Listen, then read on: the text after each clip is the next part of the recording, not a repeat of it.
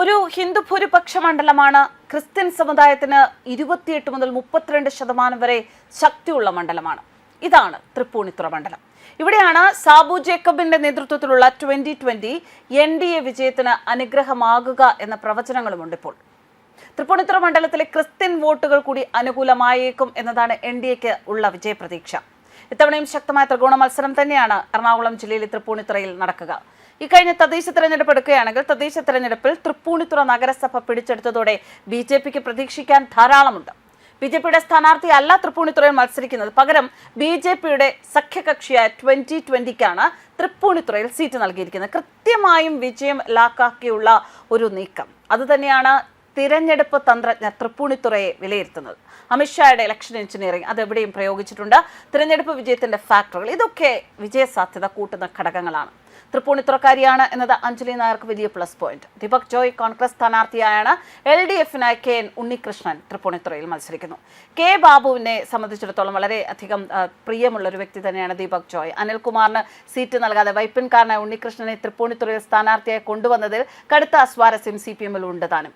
2016 തിരഞ്ഞെടുപ്പ് മുതലാണ് തൃപ്പൂണിത്തുറ ത്രികോണ മത്സരത്തിന് വേദിയാകുന്നത്. അന്ന് തുറവൂർ വിശ്വംഭരൻ എന്ന വ്യക്തി ആ സ്ഥാനാർത്ഥി ശരിക്കും BJPക്ക് വേണ്ടി തൃപ്പൂണിത്തുറയെ ഇളക്കി മറിച്ച ഒരു വ്യക്തിയാണ്. അതുവരെ LDF UDF പോരാട്ടം ഇത് മാത്രം കണ്ടിരുന്ന തൃപ്പൂണിത്തുറയിൽ ആദ്യമായി ഒരു ത്രികോണ പോരാട്ടം അന്നാണ് നടന്നത്. ആ തിരഞ്ഞെടുപ്പിൽ ഏകദേശം 30,000-ഓളം വോട്ടുകൾ തുറവൂർ വിശ്വംഭരൻ പിടിക്കുന്നു. തുറവൂർ വിശ്വംഭരന്റെ വോട്ടാണ് അതുവരെ തൃപ്പൂണിത്തുറ അടക്കി വാണ K ബാബുവിനെ പോലും അടിതെറ്റിച്ചത്. ആ മത്സരത്തിൽ K ബാബു CPMന്റെ M സ്വരാജിനോട് തോറ്റു. പക്ഷേ 2021 K ബാബു അതിന് പകരം വീട്ടി. വാശിയേറിയ മത്സരത്തിൽ വെറും 1000-നടുത്ത് വോട്ടുകളുടെ ഭൂരിപക്ഷത്തിനെ ബാബുവിന് ജയിക്കാനായുള്ളൂ. അന്ന് BJPക്ക് വേണ്ടി മത്സരിച്ചത് KS രാധാകൃഷ്ണനാണ്. തുറവൂർ വിശ്വംഭരന്റെ അത്രയ്ക്ക് വോട്ട് പിടിക്കാൻ സാധിച്ചില്ലെങ്കിൽ 23,756 വോട്ടുകൾ രാധാകൃഷ്ണൻ പിടിച്ചു. അതായത് BJPയുടെ വോട്ട് ബേസിന് അവിടെ ഉലച്ചിൽ തട്ടിയിട്ടില്ല എന്നർത്ഥം. ഇക്കുറി താമരയ്ക്ക് പകരം ചക്ക ചിഹ്നത്തിലാണ് അഞ്ജലി നായർ മത്സരിക്കുന്നത്. എങ്കിലും രാഷ്ട്രീയ പൊരുക്കടുക്കുക തന്നെയാണ്.